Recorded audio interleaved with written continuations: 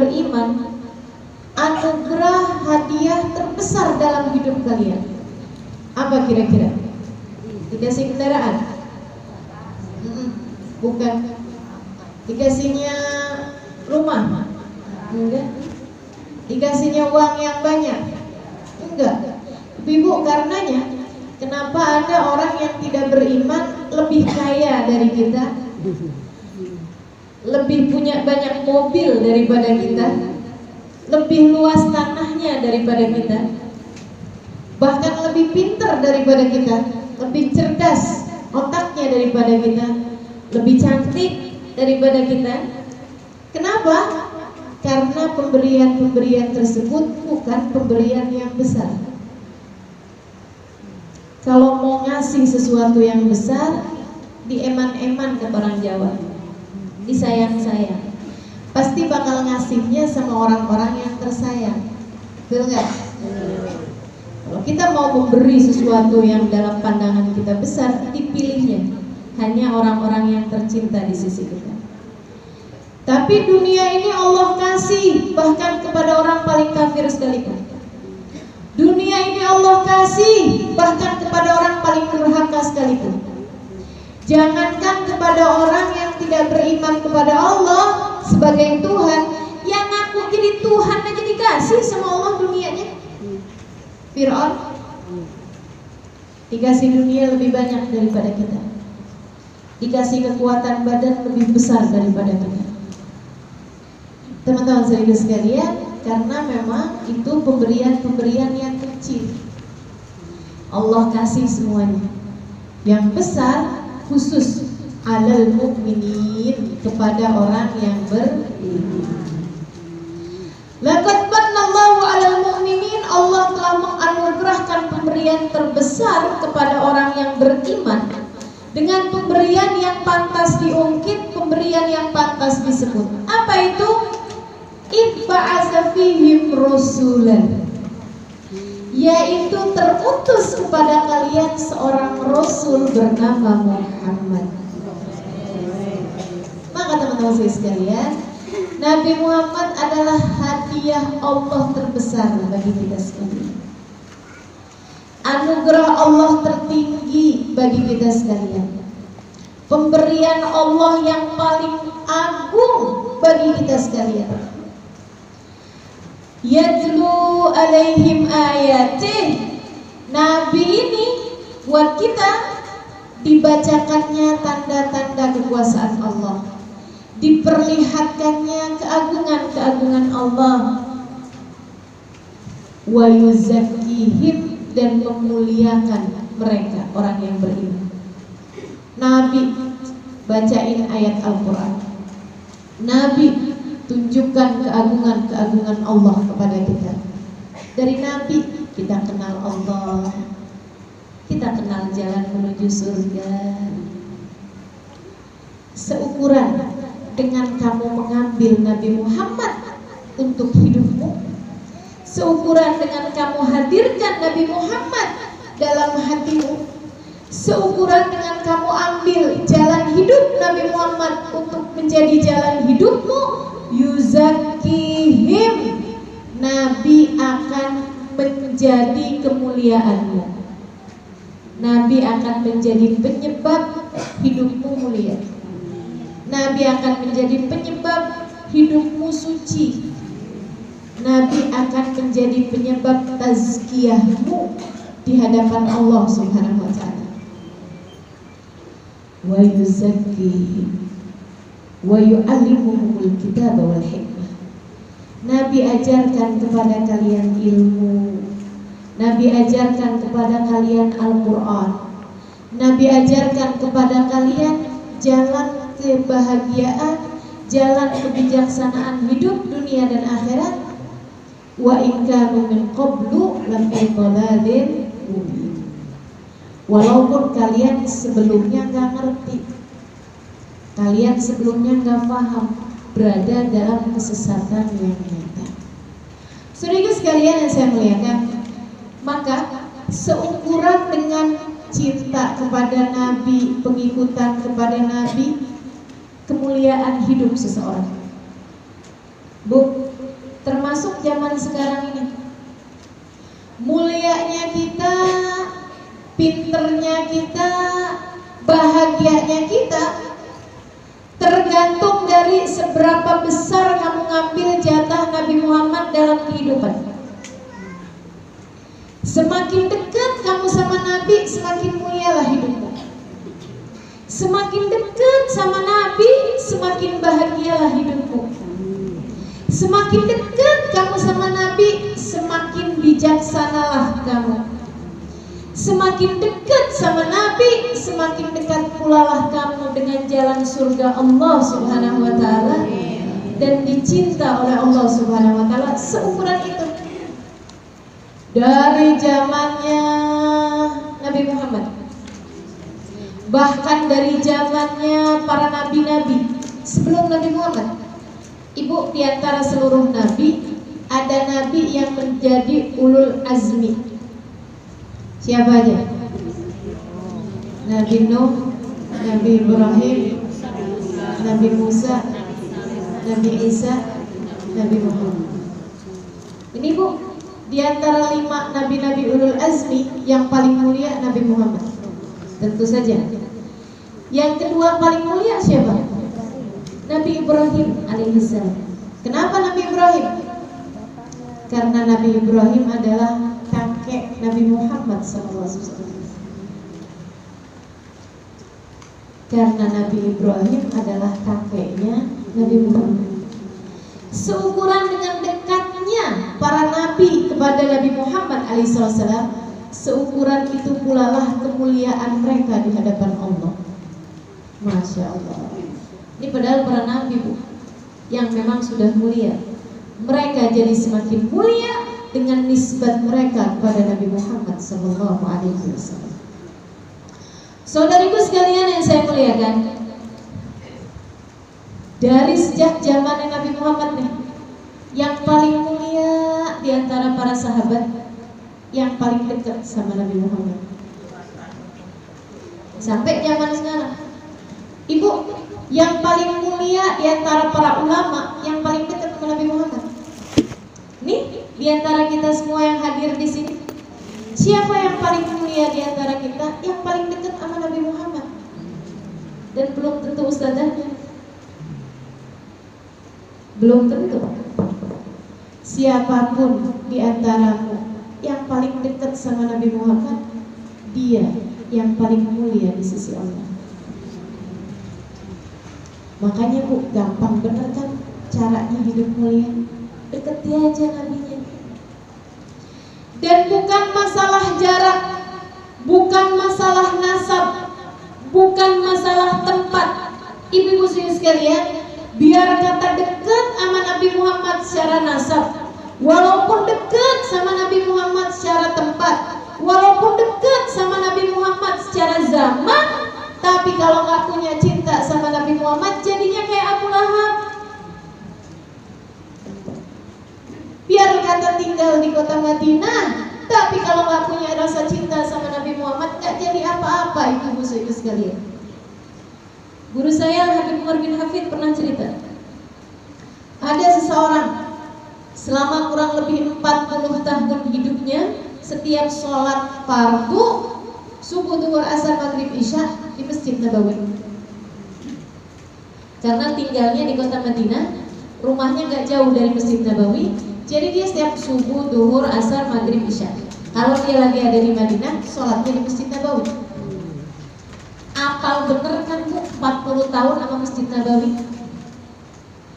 Tiap hari di sini, tiap sholat di sini, sampai meninggal di Madinah. Ini kejadian beberapa puluh tahun lalu.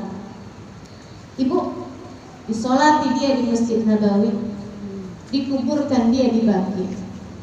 Saat dikuburkan itu Bu, setiap kali jenazahnya dibawa masuk ke dalam kubur, dihadapin ke arah kiblat, jenazahnya kebalik, nggak mau ngadep arah kiblat.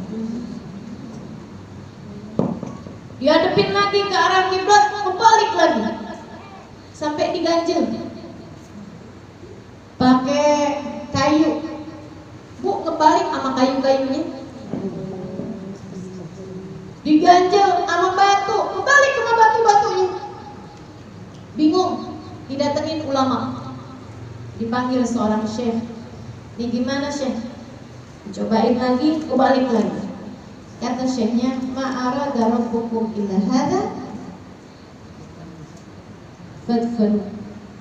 Allah emang pengennya kayak begini sama dia, ya udah biarin aja. Jadi Bu, dia dikuburin, kiblatnya ke sana, ke arah Masjid Nabawi. Dianya nggak mau ngadep ke arah sana, sehingga akhirnya kemudian menghadap seberang-seberangan sama arah kiblat. Ya Allah, bukan ahli kiblat. Syekh tersebut ditanya, ini kalau kayak begini kenapa? Syekhnya bilang, berarti dia di hadapan Allah bukan termasuk dari ahli kiblat. Artinya gimana? Artinya dianggap bukan muslim di hadapan Allah Subhanahu wa ta'ala. 40 tahun subuh, duhur, asar, maghrib, isya di Masjid Nabawi. Tinggalnya di Madinah. Ditanyakan kepada syekh tersebut, kalau kayak begini sebabnya apa? Mana saya tahu, kata syekh. Silahkan tanya kepada keluarganya, mereka lebih tahu pasti. Ditanyakanlah kepada istri dan anak-anaknya, dan inilah jawaban mereka. Kata istrinya, suami saya 40 tahun tiap sholat di Masjid Nabawi, gak tinggal selama dia ada di masjid, ada di Madinah. Tapi memang 40 tahun kerjanya tinggal di Masjid Nabawi, tidak sekalipun berziarah ke makam Nabi Muhammad. Enggak sekalipun ziarah ke makam Nabi. Kenapa? Enggak punya rasa cinta sama Nabi Muhammad. Ada tuh ibu-ibu sekalian, ngakunya Islam. Tapi kalau melihat orang-orang Islam pada merayakan Maulid Nabi, dia yang kegerahan.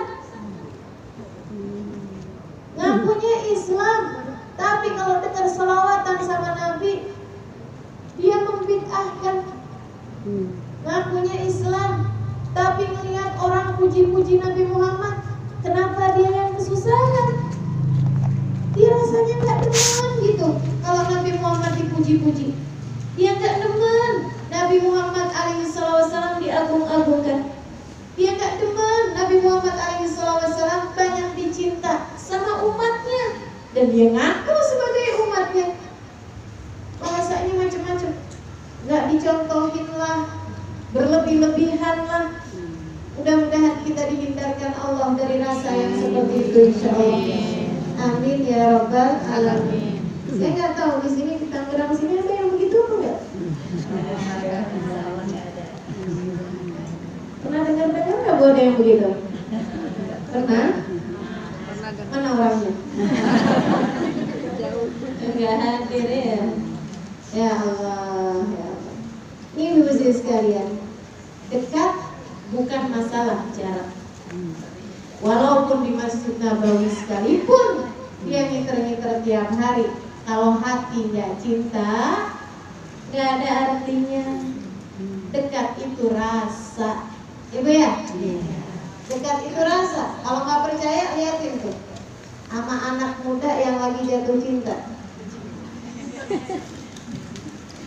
Atau inget-inget ibu lagi zaman muda, Bu, pernah nggak ada rasa dalam hati walaupun jauh secara jarak sama seseorang, tapi dia nempel aja dalam hati kita. Dekat bener di pelupuk mata, sampai ngeliat piring inget dia.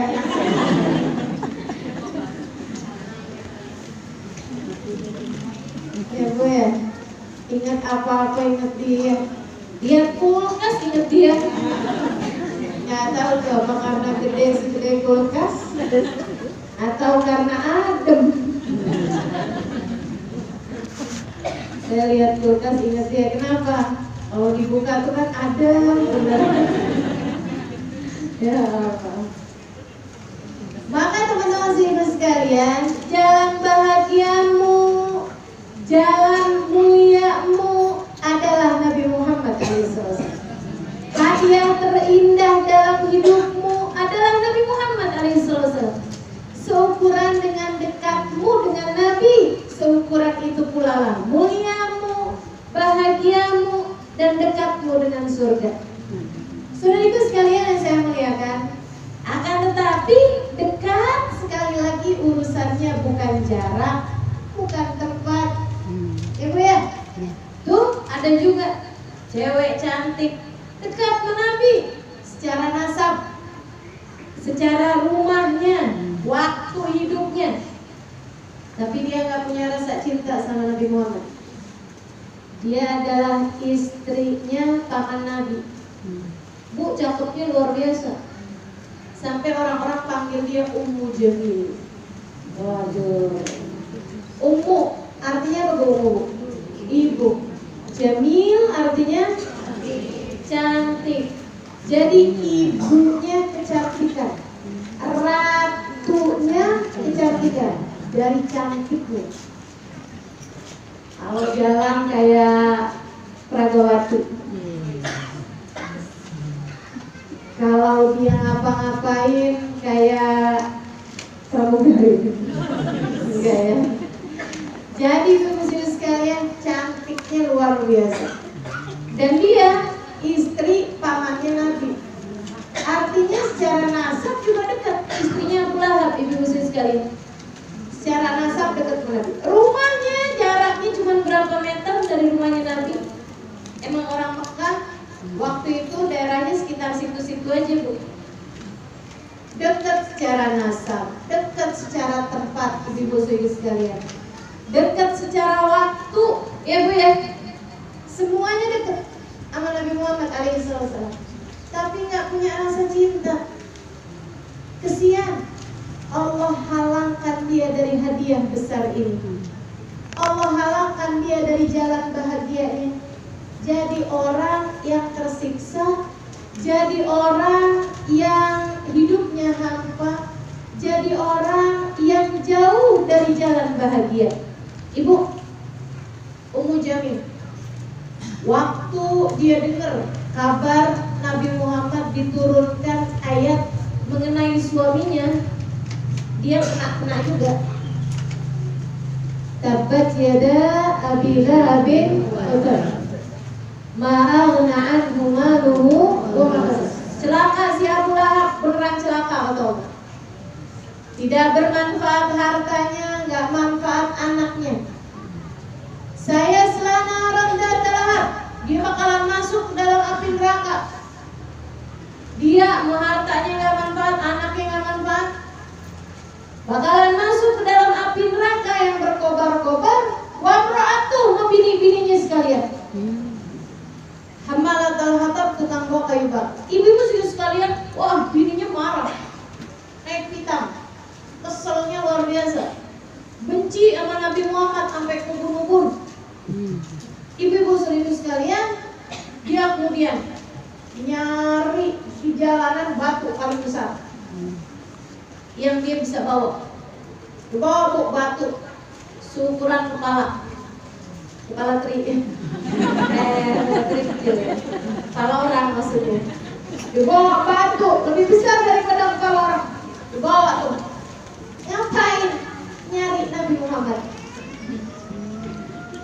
Ibu, Nabi lagi ngobrol sama Sayyidina Abu Bakar di dalam masjid, di daerah sekitar Masjidil Haram, gitu, daerah dekat Ka'bah. Nabi lagi ngobrol sama Sayyidina Abu Bakar. Gimana nih Abu Bakar, siapa aja yang udah mulai masuk Islam? Ya Rasul, kemarin saya ketemu Utsman bin Affan. Dia akan segera menemuimu wahai Rasulullah karena dia sudah masuk Islam. Dia lagi ngobrol nih tentang urusan dakwah. Apa nih yang kita mau bikin? Strateginya apa nih wahai Abu Bakar? Bu, Sayyidina Abu Bakar saat itu orang sekafir Quraisy yang paling mahal kepalanya untuk dibunuh adalah dua orang tersebut, Rasulullah dan Sayyidina Abu Bakar. Orang-orang bencinya kan luar biasa sama mereka berdua nih. Ibu-ibu sekalian saya muliakan, akan tetapi Sayyidina Abu Bakar jadi orang paling bahagia meskipun orang sekafir Quraisy berusaha membunuhnya. Kenapa? Karena dekat dengan hadiah. hadiah yang paling indah yang Allah berikan pada kehidupan manusia. Baginda Nabi besar Muhammad SAW. Sayyidina Abu Bakar jadi orang paling bahagia. Kenapa? Karena Sayyidina Abu Bakar yang paling dekat sama karunia terindah yang Allah bagi kepada alam semesta ini. Nabi Muhammad Sallallahu Alaihi Wasallam. Sayyidina Abu Bakar, meskipun pedang sepertinya sudah dekat dengan lehernya, meskipun semua mata sepertinya berusaha untuk mencelakakan dia, menjadi orang yang paling bahagia karena beliau adalah orang yang paling banyak merengkuh rahmat yang Allah bagi kepada alam semesta. Wa ma arsalnaka illa rahmatan. Kami utus engkau wahai Nabi Muhammad sebagai rahmat kami di atas muka bumi ini. Sayyidina Abu Bakar yang paling dekat sama rahmatnya, gimana gak paling bahagia hidupnya? Meskipun pedang sepertinya sudah semakin dekat untuk menjerat lehernya sekalipun. Teman-teman saudara sekalian, lagi enak cerita-cerita Sayyidina Abu Bakar dan Nabi Muhammad SAW. Datang si Ummu Jamil, bawa batu segede kepala. Ibu-ibu saudara sekalian, dia datang gitu kok. Sayyidina Abu Bakar begitu melihat gitu, Sayyidina Abu Bakar duluan lihat karena Nabi di depan dia. Rasul, ada Ummu Jamil Rasul. Dia bawa batu gede bener tuh Rasul. Nabi senyum. Ibu ya, orang ya, kalau bahagia bu, biar kata ada pembencinya bawa batu, tapi namanya hati bahagia itu adalah urusan rasa. Jadi meskipun keadaan seperti apapun, senyum gak hilang dari bibirnya. Orang bisa dekat sama Allah itu kan gitu ibu ya, tahu yang atur semesta Allah SWT, dan tahu bahwa beliau adalah manusia yang paling tercinta di sisi Allah. Enak aja senyum. Bu Rasul tambah dekat nih Rasul, si Ummu Jamil Nabi. Sampai depannya Abu Bakar. Dia si Ummu Jamil, ibu Nabi depannya Abu Bakar, depan Sayyidina Abu Bakar. Ummu Jamil ngomong begini nih, Abu Bakar, mana tuh teman kamu si Muhammad?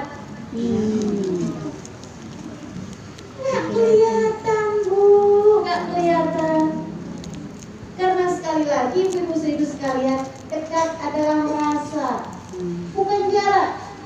Meskipun jaraknya cuma berapa meter dari Nabi Muhammad, nggak sampai 2 meter jaraknya dari Nabi Muhammad pada saat tersebut, tapi karena hati tidak memiliki rasa cinta kepada Nabi, Allah Subhanahu wa Ta'ala menjadikannya tidak dapat melihat Nabi Muhammad SAW. Ibu-ibu sekalian, mana tuh teman kamu yang namanya Muhammad? Abu Bakar, bilang sama teman kamu tuh kalau kamu nanti ketemu sama dia, saya bakal pecahkan kepalanya pakai batu ini. Sayyidina Abu Bakarnya kan tinggal bengong aja, bingung. Kenapa ya? Mungkin depan dia gitu. Sayyidina Abu Bakar ngeliatin Nabi, Nabinya senyum aja. Sayyidina Abu Bakar lihat lagi sama si Ummu Jamil. Cakep, tapi mukanya keringetan. Cakep, tapi hidungnya kebang kepis. Cakep, tapi mukanya merah karena marah. Bu, biar kata cakep kayak apaan, kalau hati dipenuhi dengan kebencian, gak ada artinya apa-apa. Apalagi yang gak cakep ya. Ya Allah, ya Allah. Sampai udah ngata-ngatain, caci maki, begini begitu segala macam, dia pun jalan. Udah habis di jalan gitu, Sayyidina Abu Bakar ngeliatin Nabi sambil senyum gitu. Terus dia nanya, "Halataraka ya Rasulullah?"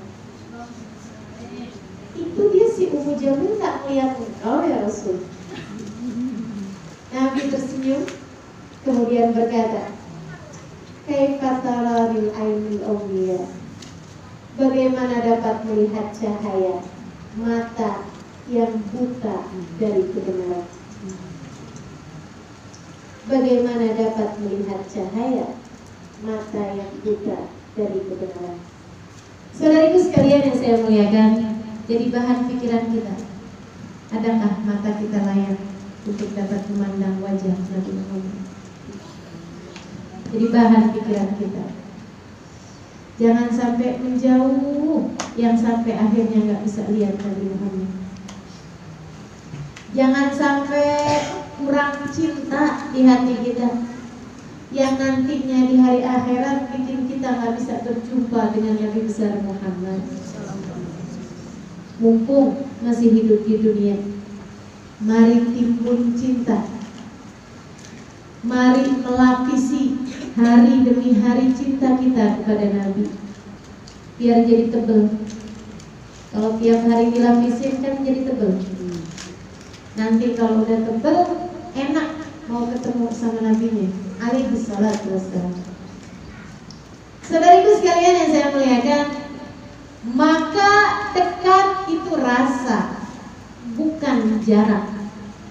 Meskipun jaraknya dekat, kalau kemudian gak punya rasa cinta, ya jadinya Abu Lahab, jadinya Ummu Jamil.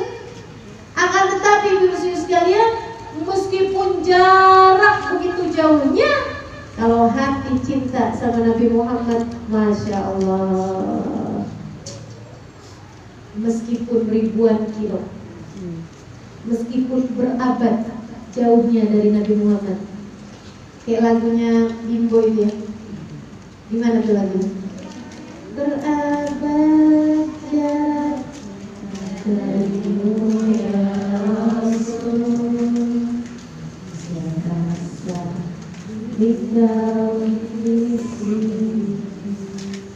gitu. Meski berabad jarak kita dari Nabi Muhammad, tapi kalau udah baca sholawat, kalau lagi diceritain tentang Nabi, ya Allah, kayak bisa ditemuin. Ibu ya, walaupun sudah 1400 tahun jarak kita dengan Nabi Muhammad, akan tetapi kalau lagi dengar puji-pujian tentang Nabi, kalau lagi diceritain tentang Nabi, kayak deket banget. Dari deketnya sampai bisa bisik-bisik kayaknya. Betul nggak? Betul nggak? Masya Allah, Masya Allah. Kata Habib Ali Habsyi, mahir jis illa bidikrin nabi. Saya nggak gerak, nggak ngapa-ngapain kecuali dengan ingat Nabi Muhammad SAW. Ngelihat apaan aja ingat Nabi, kata Habib Ali. Padahal tuh Habib Ali bu 100 tahun yang silam. Artinya jaraknya sama Nabi Muhammad sudah 1300 tahun. Tapi beliau lihat makanan ingat Nabi, ngelihat tanah ingat Nabi, ngelihat apaan ingat Nabi. Karena urusan cinta bukan sekedar jarak, bukan jarak, tapi urusan cinta adalah urusan rasa. Ibu-ibu saudara sekalian saya muliakan, banyak para pecinta Nabi Muhammad hidup di zaman-zaman sekarang, tapi hidup mereka serasa bersama dengan Nabi, dan mereka orang paling bahagia hidupnya. Syekh Ramadan Al-Buti alaihi ridwanullah, penulis kitab Sirah An-Nabawi, namanya Fiqhus Sirah. Fiqhus Sirah dalam bahasa Arab ya. Beliau meninggal dunia 10 tahun yang silam, mungkin belum 10 tahun, dari Syria. Beliau dari Syria, menulis kitab Fiqhus Sirah, pengajar untuk universitas terkemuka di Syria, ngajar Sirah Nabawi. Satu hari saya dengar ceramah beliau ketika memberi wisuda, sambutan terakhir buat para mahasiswa. Dia bilang begini, dia bilang, saya tiap hari ngajar sirah Nabi di kelas-kelas. Beliau nulis kitab juga tentang sirah Nabi itu ya. Dia bilang, saya keluar dari kelas, keluar dari rumah menuju kelas. Sampai di kelas saya cerita tentang Nabi Muhammad. Karena beliau memang pengajar sirah Nabi. Beliau bilang, dan saya serasa berada di surga.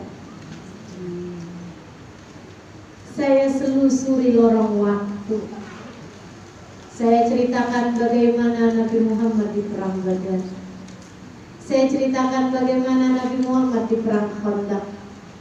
Saya ceritakan bagaimana Nabi Muhammad di Uhud. Saya ceritakan bagaimana Nabi Muhammad di Hunain. Saya ceritakan bagaimana Nabi Muhammad sallallahu alaihi wa ala alihi wasallam